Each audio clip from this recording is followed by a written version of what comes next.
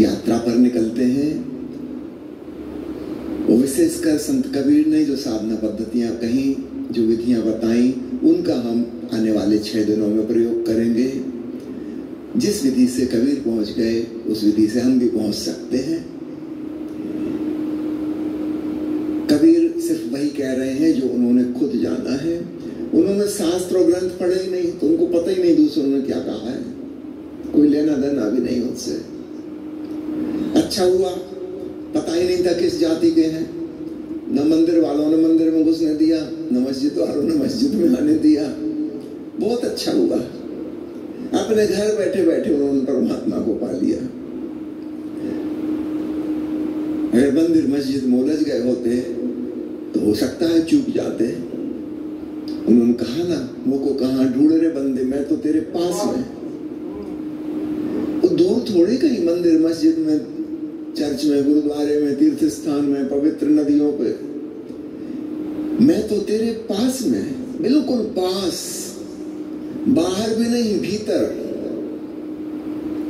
खोजी होए तो तुरते ही मिल हो पल भर की तलाश में। अधिकांश साधु महात्मा सिखाते हैं कि जन्मों जन्मों की यात्रा ऐसे थोड़ी होती है। कबीर साहब कह रहे हैं कि असली खोजी अगर हो तो पल भर की तलाश बहुत, इससे ज्यादा की जरूरत नहीं है। तुरंत, इमीडिएट रिकॉग्निशन। कोई समय का सवाल नहीं है कि सालों साल लगेंगे, कि जन्मों जन्म लगेंगे। और विधि कितनी सरल बताते हैं। कहे कबीर सुनो भाई साधो, 2 सांसों की सांस में, वो जो 2 सांसों के बीच में छोटा सा गैप है, अंतराल है, उसमें सुनो। सुनो भाई साधो, हे साधुओं, 2 सांसों के बीच जो छोटा सा अंतराल है, वहां गौर से सुनो और परमात्मा मिल जाएगा। इतना सरल।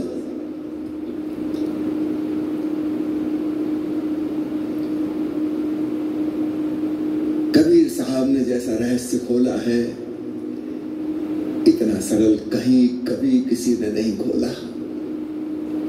सांस तो हमारी चली रही, कुछ खास तो करना नहीं है। जरा सा होश जगाना है। वो in the gap between 2 breaths, 2 सांसों के बीच में, क्षण भर से भी कम, फ्रैक्शन ऑफ सेकंड के लिए सांस रुकती है।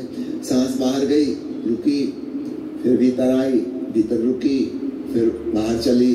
उस गैप में अत्यंत संवेदनशील होकर सुनो। जब सांस आ जा रही है तो हवा श्वसन यंत्र से टकरा रही है, उसकी एक हल्की सी सूक्ष्म आवाज होती है।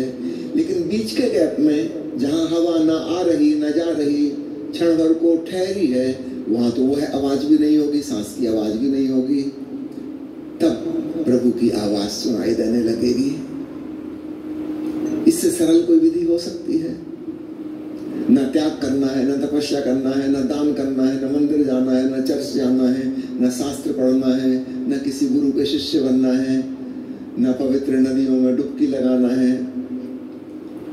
इतनी सरल सी बात। सांस जो कि चली रही है उसके प्रति सजग हो जाओ। पहले आती जाती सांसों की आवाज को सुनो। अब गैप में जहां सांसों की आवाज भी नहीं है वहां सुनो।